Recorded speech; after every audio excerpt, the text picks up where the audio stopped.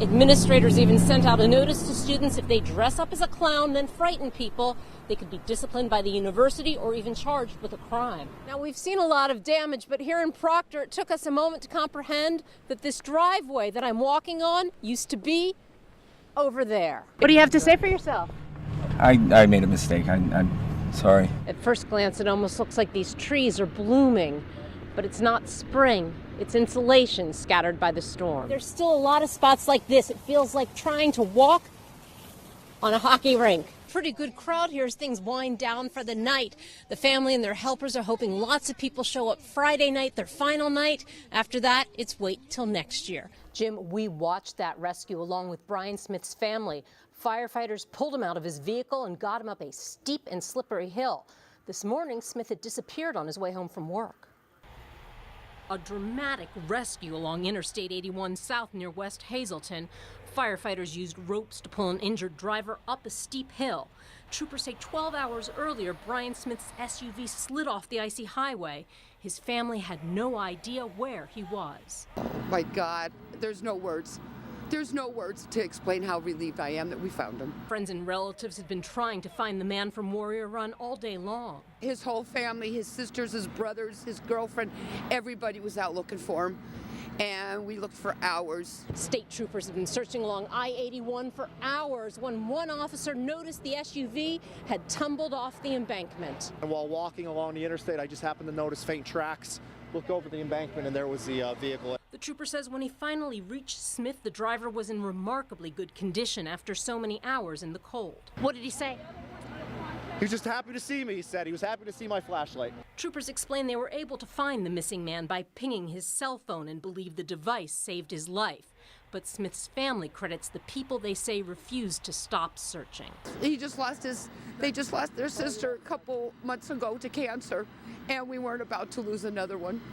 And they found him, and he's alive. Smith was taken to the hospital to be treated for his injuries. His family tells me they are simply overjoyed that he was found and is expected to recover. Suzanne Goldklang, Newswatch 16, live in the newsroom. What an amazing story. Hey, Tom, we are here at the splash pad at Beardsley Park, and as you can see, there are a lot of kids enjoying the weather, the water, whooping it up, having a good time. And this is just one of the places in Bridgeport where we met people finding ways to keep cool. Now that feels cool. Kids squealed with delight as they ran through the spray at Beardsley Park. And what do you like about coming here? Splash. Your grandmother's getting more wet than you are. Helen Cora says this is the perfect place to keep her 6 grandkids ages 1 to 12 happy in the heat. It's the perfect solution, yeah, because they go stir crazy in the house. No matter how many activities, video games, whatever they have, they get on each other's nerves because they're hot and bothered. But this isn't the only way to cool down in Bridgeport. Are you kidding me? This is free air conditioning. You gotta love it. At the Wonderland of Ice, you can see skaters in shorts and even a biker on blades. Russ Fetchko, who volunteers at the rink. He says summer skating is the best-kept heat-beating secret in town. In the wintertime, we'll have 150, 200 people on the ice on any given Saturday and Sunday. And when it's 95 degrees, you get about 12. So one gets little sprinkles? And if you think this is perfect weather to own an ice cream shop, think again. Okay. Managers of the Main Street Creamery say this weather's so hot, ice cream melts quickly. Mine's melting. As these gals discovered. Many customers we met are here because Ramadan fasting ended Tuesday. Now it's time to indulge. He told us this ice cream place was the best, so I had to judge, you know, like. Oreo milkshake.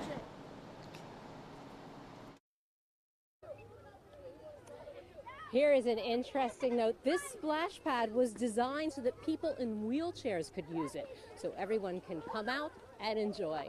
In Bridgeport, Suzanne Goldklang, News 12, Connecticut. Christy, friends say Miguel Gonzalez would get up at 3 o'clock in the morning to make it from his home here in Bridgeport to that job as a doorman in New York City. Now he's being remembered as a devoted church leader and a loving husband. Elena Gonzalez's home in Bridgeport was packed Thursday night with people she loves, even the city's mayor. But her husband, Miguel, was missing. Wonderful husband. A wonderful, wonderful husband. I had no word to describe how wonderful he was. Police say Miguel Gonzalez, who was working as a doorman in Manhattan, slipped on steps while shoveling snow and fell into a pane of glass which cut his throat. Just 2 hours earlier, the widow spoke with her husband on the phone. She shared the last words she heard him say. He always said not to worry and have a nice day and don't forget how much I love you. Mourners explain the devoted family man was also a leader in his church, even taking people into his home who needed help. He had respect for everybody. All he gave was love. He would always hug us, kiss us in our forehead like if he was our dad. Friends say Gonzalez dreamed of retiring next year and hoped to move with his wife to Puerto Rico. In Bridgeport, Suzanne Goldklang, News 12, Connecticut. Stacy, this is Chapel Road where a lot of the worst damage is. Over there you can see a house that the twister blew the roof off, and everywhere there are countless trees and branches down.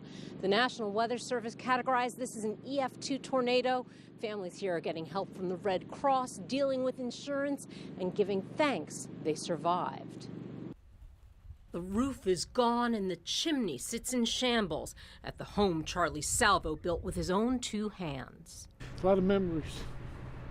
Saturday night, as the tornado seen on this cell phone video bore down on Chapel Road, Charlie, his wife, and her 89-year-old mom huddled in the cellar. All of a sudden, I just heard and very loud noise, and that must have been the roof. While about 24 homes in Pittston Township ended up damaged, the Salvo's place appears to have gotten the worst of it. At first glance, it almost looks like these trees are blooming, but it's not spring. It's insulation scattered by the storm. How do you think this experience will change your outlook on life? Every day is precious, every moment. After the storm, Pat Poplars found her car under a tangle of trees, but her house intact. The house was creaking. I thought the house was going to go. She marvels at how different her property looks now. These were all huge trees. I mean, this is just amazing. The day after the twister touched down was busy. Reunions and relief, cleanup and concern, chainsaws and chagrin. Boom, boom, boom. There was trees down everywhere. Frank Galonis and his wife Ann barely escaped. Take a look at the path the storm took as it headed for Suskin Road, dropping a tree right on the Galonis' bedroom. Kaboom, bang, crash.